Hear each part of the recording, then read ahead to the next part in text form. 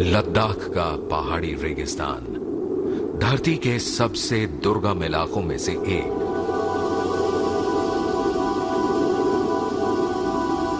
हिमालय की बर्फानी हवाएं इस क्षेत्र के जीवन को संघर्षपूर्ण बना देती हैं।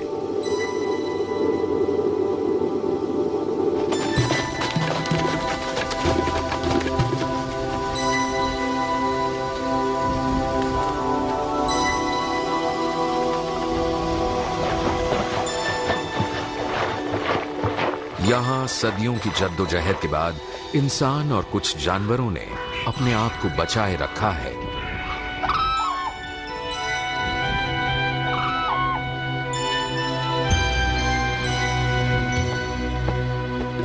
इस शुष्क और ठंडे रेगिस्तान के बाशिंदे हैं ये चांगपा घुमंतु, जो ढल चुके हैं इस निर्मम कठोर वातावरण में। ये कहानी है मिंग्यूर और उसके कुनबे की। कैसे बीतता है उसका एक साल इस विशाल आसमान के रेगिस्तान में।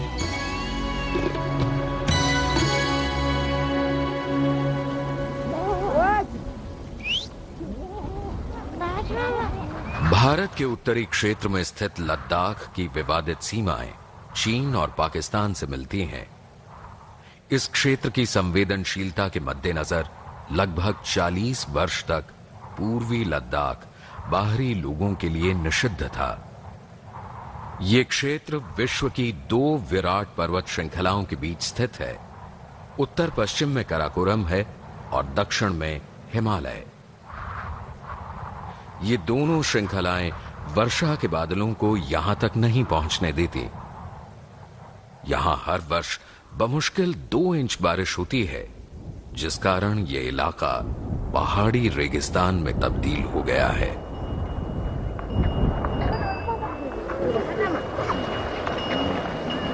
ये चांगपा खाना बदूशों की धरती है, जो बदलते मौसम के मुताबिक अपने जानवरों के साथ हरे भरे चरागाहों की तलाश में एक से दूसरी जगह का सफर करते रहते हैं।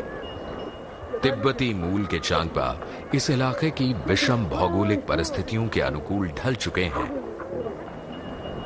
कभी इन खाना बदोशों के याक व्यापार के लिए मसाले और रेशमी कपड़ा लेकर पुराने सिल्क ट्रेड रूट पर चलते हुए तिब्बत तक जाया करते थे। बहरहाल अब ये चांगपाओं के रोजमर्रा का सामान ढोते हैं। संपन्न परिवारों के पास याक के बालों से बना तंबू होता है। ये इनकी महत्वपूर्ण संपत्ति है और साथ ही इनकी हैसियत का प्रतीक भी, ठीक उसी तरह जैसे मवेशियों की संख्या।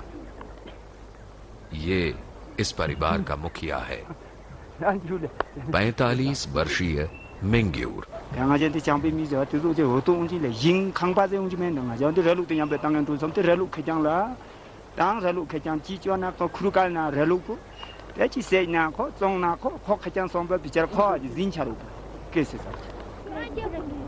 मिंग्यूर और उसकी पत्नी पेम्बा के 4 बेटे और 3 बेटियां हैं। इनमें से 2 बेटे कबीले से अलग स्वतंत्र रूप से रहते हैं। मिंग्यूर की मां का इंतकाल हो चुका है, लेकिन उसके बुजुर्ग पिता परिवार के साथ ही रहते हैं। इन सब का पालन पोषण करने के लिए मिंग्यूर के पास 50 बकरियां और भेड़ें और 15 याक हैं।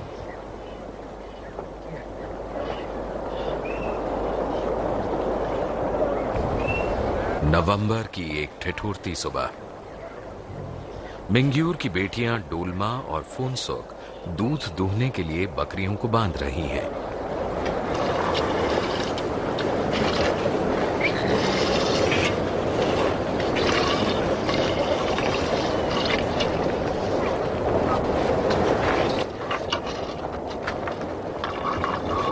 चांगपा औरतें और लड़कियां घर के सारे कामों को अंजाम देती हैं, जबकि मर्द और लड़के जानवरों को चराने और उनकी देखभाल का काम करते हैं। ये सर्दी का मौसम है। मिंग्यूर और उसका समूह औसतन 4800 मीटर की ऊंचाई पर रहता है, जो माउंट एवरेस्ट की आधे से ज्यादा की ऊंचाई है। इन सुदूर इलाकों में जिंदा रहने के लिए खाना बदोश अपनी जरूरत की चीजें साथ लेकर चलते हैं। इसके लिए भेड़ों या बड़ी बकरियों पर खास काठी पर अनाज, गुड़, चाय और मसाले भर दिए जाते हैं। हर जानवर तकरीबन 12 किलो वजन लेकर चलता है। इन ऊंचाइयों पर ऑक्सीजन के अभाव में चांगपा मैदानी लोगों के मुकाबले गजब की चुस्ती से काम करते हैं। इनके फेफड़ों की क्षमता कहीं अधिक होती है।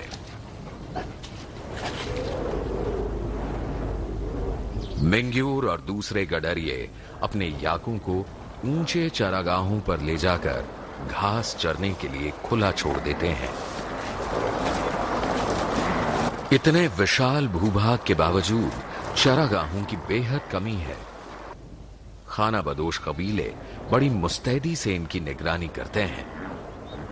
किसी दूसरे के चरागाह का अतिक्रमण करने से मिंग्यूर पर भारी जुर्माना हो सकता है।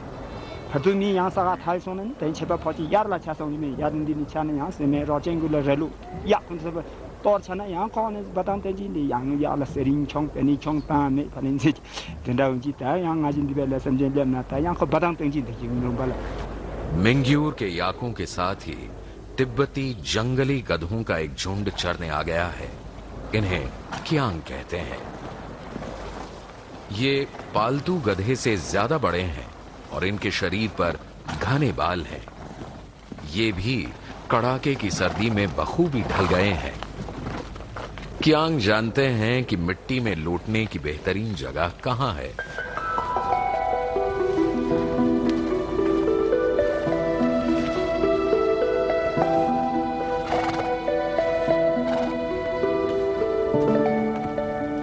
बढ़िया लोट लगाकर वो अपने शरीर से चिपके परजीवियों से छुटकारा पाना चाहते हैं। क्यांग संरक्षित प्रजाति है और इनका कोई परभक्षी नहीं है। और तो और अब खाना बदोशों ने भी इनका शिकार करना बंद कर दिया है, इसलिए इनकी आबादी बढ़ रही है।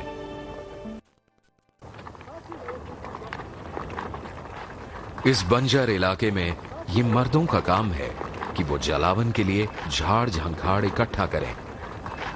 ये काम कभी खत्म नहीं होता। मिंग्यूर की बीवी पेम्बा को शाम का खाना पकाने के लिए जलावन की जरूरत है। याक के गोबर और बकरियों की मींगनियों से बढ़िया आग जलती रहती है। मिंग्यूर के जानवर चरने के बाद तंबू के नजदीक रात बिताने के लिए लौट आए हैं।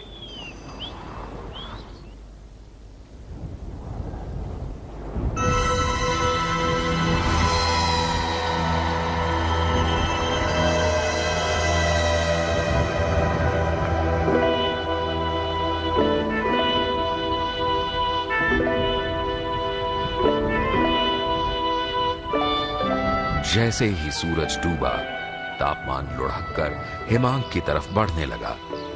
खाना बदोश गर्माहट पाने के लिए अपने अपने तंबुओं में चले गए। मिंग्यूर का परिवार भी रात बिताने की तैयारी में है।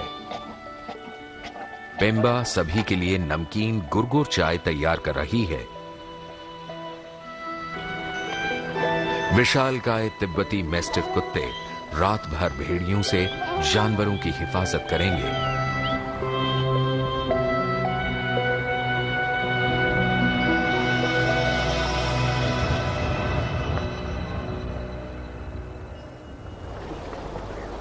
अगली सुबह खिलखिलाती चमकदार धूप निकली। मिंग्यूर को पता लगा कि रात में उसके कबीले के घोड़े को भेड़ियों ने मार गिराया। मौका देखकर काले कव्वे बचे खिंचे शिकार पर टूट पड़े, लेकिन जल्द ही ग्रिफिन गिद्ध आ धमके।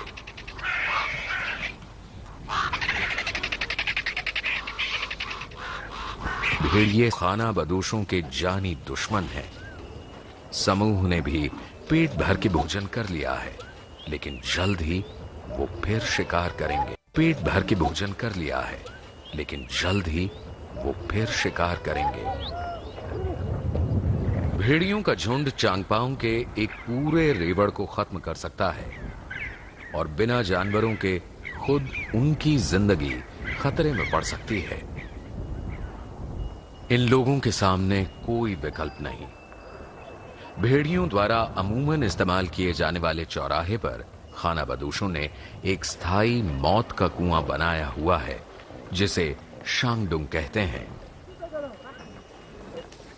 मिंग्यूर जैसा हर परिवार भेड़ियों को फंसाने के लिए बतौर चारा बारी बारी से एक भेड़ या बकरी दांव पर लगाता है। बकरी का मालिक उसे मौत के मुंह में ढकेलते हुए एक छोटी सी बौद्ध प्रार्थना बुदबुदा रहा है। ओम मणि पद्मे हुम। ये तिब्बती मंत्रोच्चार सभी प्राणियों की मुक्ति के लिए किया जाता है। रेवड़ के अपने संगी साथियों को पुकारते हुए बकरी भेड़ियों के झुंड को आकर्षित कर लेगी, लेकिन इसमें कई दिन भी लग सकते हैं।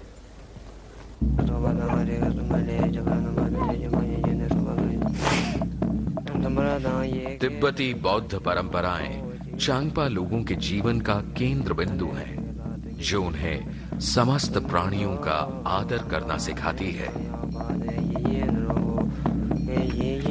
मिंग्यूर ने अपने पापों के लिए क्षमादान, अपने परिवार के लिए आशीर्वाद और अपने जानवरों की सुरक्षा के लिए एक खास पूजा आयोजित की है। ये मिंग्यूर और पेम्बा का बेटा है, जिसे उन्होंने 10 साल की उम्र में ही बौद्ध भिक्षु बनने के लिए मठ को सौंप दिया था। यह अपना समस्त जीवन वरिष्ठ लामा के निर्देशानुसार बिताएगा और आध्यात्मिक मार्ग का अनुसरण करेगा।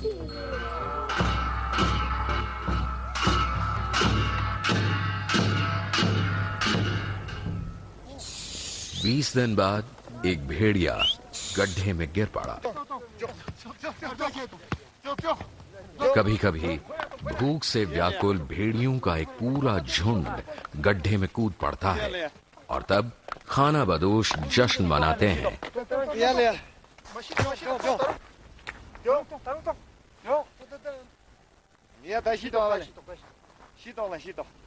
सरकारी तंत्र के लिए इन दूर दराज के इलाकों की निगरानी करना बेहद मुश्किल है, लेकिन वो इस तथ्य से लोगों को आगाह कराने की हर मुमकिन कोशिश करता है कि भेड़ियों को मारना गैर कानूनी है और ऐसा करना दंडनीय अपराध है।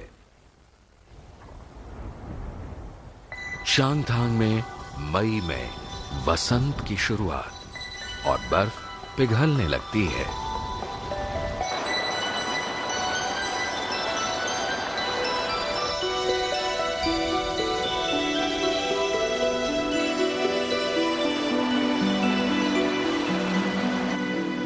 बदलते मौसम का असर लगभग 8 किलोमीटर चौड़े हानले के दलदल में साफ नजर आने लगा है।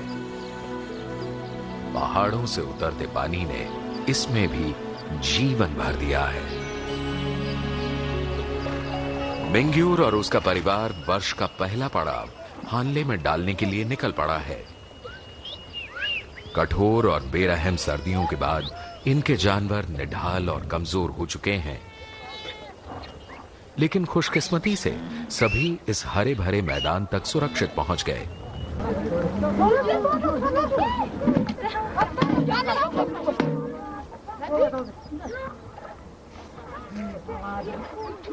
कबीले के 10 परिवार स्थायी पड़ाव पर रुकेंगे। मिंग्यूर एक खुशहाल खानाबदोश है। इसके पास याक के बालों से बना तंबू है। तंबू के नीचे पहले से मौजूद गड्ढा इन्हें अंदर खड़े होकर चलने फिरने के लिए ज्यादा जगह मुहैया कराता है। साल भर से ठंडा पड़ा ये चूल्हा पहली आग जलाए जाने का इंतजार कर रहा है।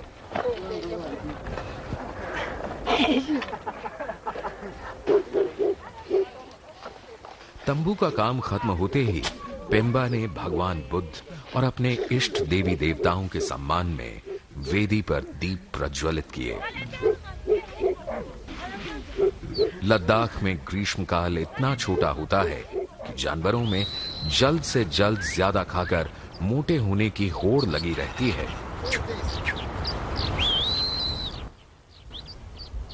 हानले में मिंग्यूर के आगमन के साथ ही संयोग से वहां भारत के विरले पक्षी ब्लैक नेक्ड क्रेन यानी काली गर्दन वाले सारस आन पहुंचे। पक्षी विज्ञानियों को अभी भी ठीक से ये नहीं पता कि ये कहां से आते हैं, क्योंकि इनके प्रवास मार्ग पर कोई अध्ययन नहीं हुआ है। हजारों साल से ये घाटी इनके प्रेमालाप से गूंज रही है।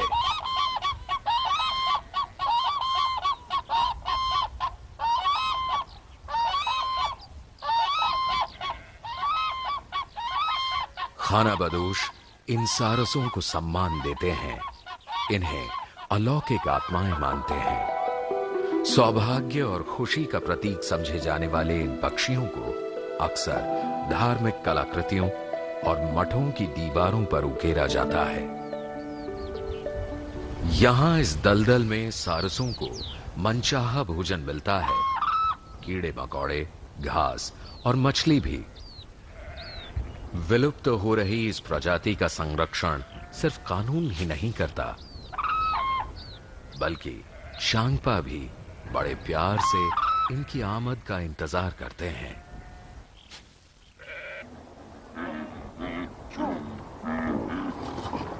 ये ग्रीष्मकाल का मध्य है, मिंग्यूर के परिवार के लिए व्यस्त समय। याक यहां की जिंदगी का अभिन्न अंग है। वो न सिर्फ ऊन और यातायात मुहैया कराते हैं, बल्कि दूध, मक्खन, मांस, चमड़ा हासिल कराते हैं। चूंकि याक लंबे वक्त तक बिना निगरानी के चरते रहते हैं, ये कभी भी पूरी तरह से पालतू जानवर नहीं बन पाते। याक गर्मी से बेचैन है। इन्हें अब अपने शरीर पर महीन बालों के कोट की जरूरत नहीं है, लेकिन मिंग्यूर के परिवार के लिए ये ऊन बेशकीमती है, जिसे वो आसानी से इकट्ठा कर रहा है। ऐसा करने से याक को कोई तकलीफ नहीं होती।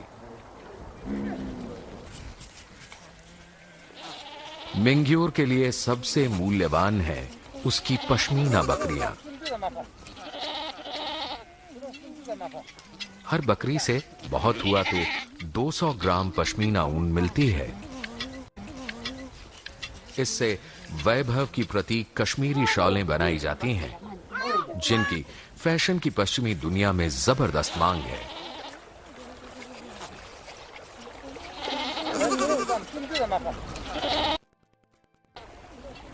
हानले के दलदल में मिंग्यूर के जानवर और सारस दिन भर चरते हैं।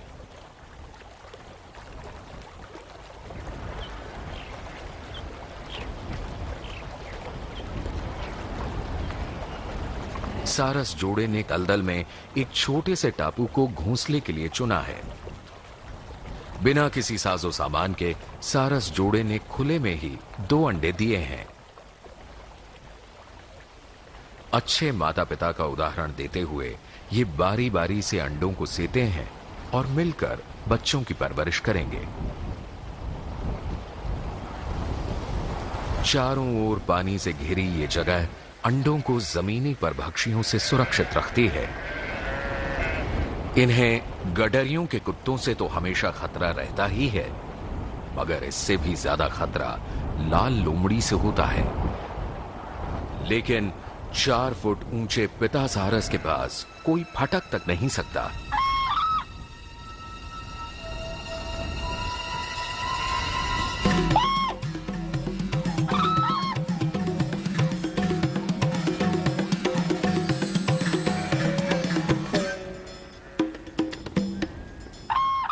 सारस को स्थानीय लोगों से डरने की कोई वजह नहीं है।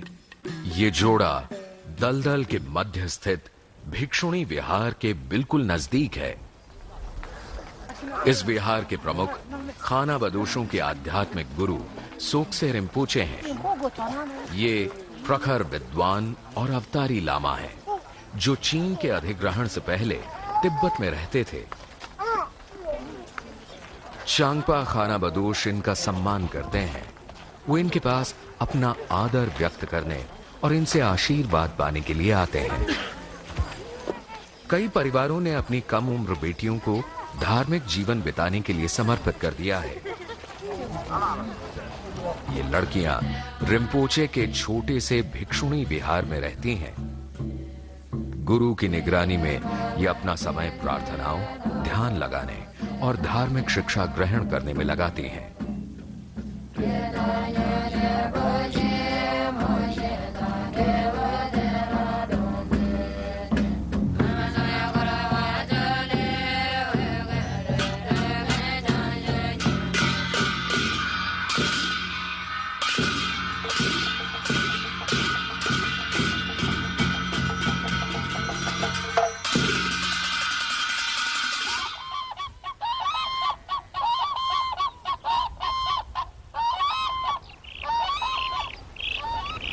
एक महीने अंडे सेने के बाद दलदल में एक नए मेहमान का आगमन हुआ है।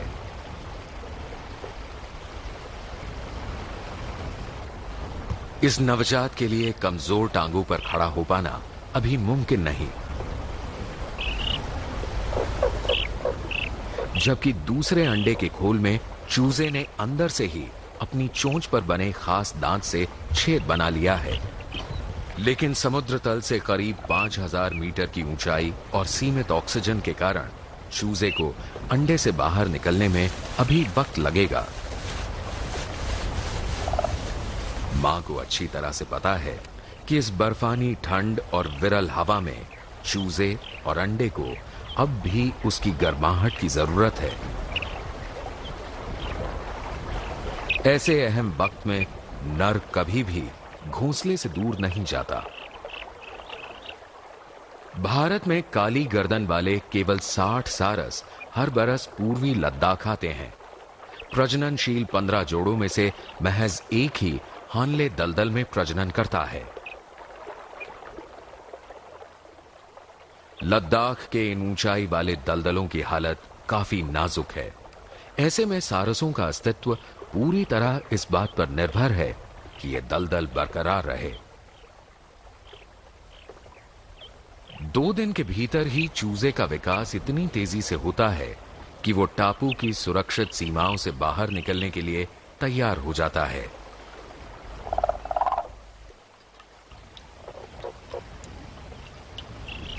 इसके लिए मां उसे बढ़ावा देती है।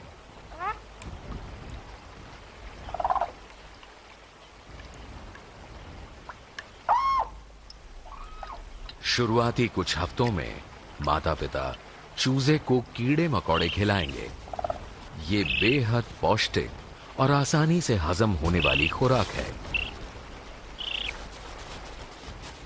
अब चूजे के किनारे पर पहुंचते ही पिता बेहद चौकन्ना हो गया है, क्योंकि कुछ भेड़ें इधर ही बढ़ रही हैं। उसे डर है कहीं चूजा अपनी पहली सैर में ही इनके खुरों तले कुचल न जाए। पिता ने भेड़ों का सामना करने की ठान ली। रेवड़ थम गया। पिता है कि रास्ता रोककर खड़ा है। इस बीच मां सारस ने अपने 7 फुट चौड़े डैने फैला दिए।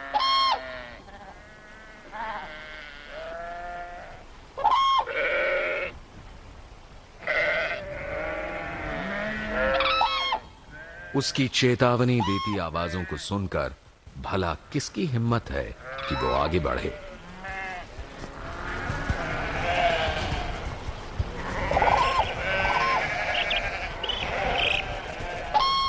इस बार तो चूजा बाल बाल बचा, लेकिन ये भेड़ें उसके खतरे का सबब नहीं है।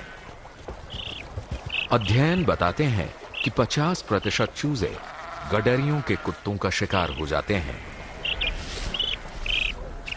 शांति बहाल हो गई। दूसरा अंडा सेने के लिए नर वापस घोंसले पर आ जाता है।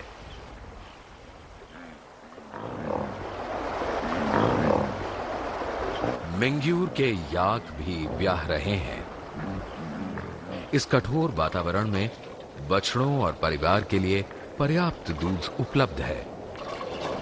आसमान के इस रेगिस्तान में ऐसी बहुलता विरली है।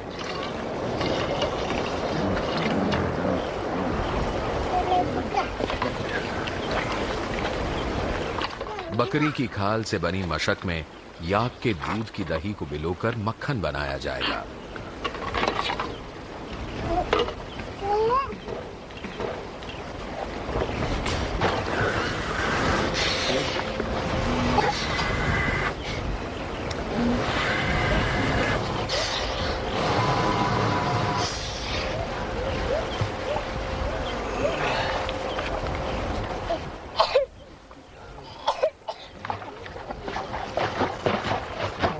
दही बिलोने में लगभग आधा घंटा लगता है।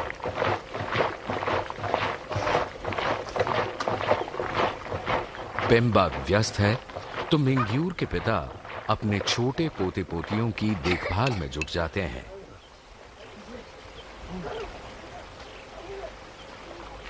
दूसरे बिलावन से पहले इस मशक की धुलाई सफाई नहीं की जाती, ताकि इसमें मौजूद प्राकृतिक बैक्टीरिया यानी जीवाणु दूध की अगली खेप को दही बनाने में मददगार साबित हों। पेम्बा ने पर्याप्त शुद्ध याक मक्खन तैयार कर लिया। वो जरूरत से अधिक मक्खन भेड़ के पेट की खाल में संभाल कर रखती है, जिसके बदले घरेलू सामान वगैरह लिया जाता है। कियांगो ने भी अभी हाल में शावकों को जन्म दिया है। माएं अपने बछेड़ों के साथ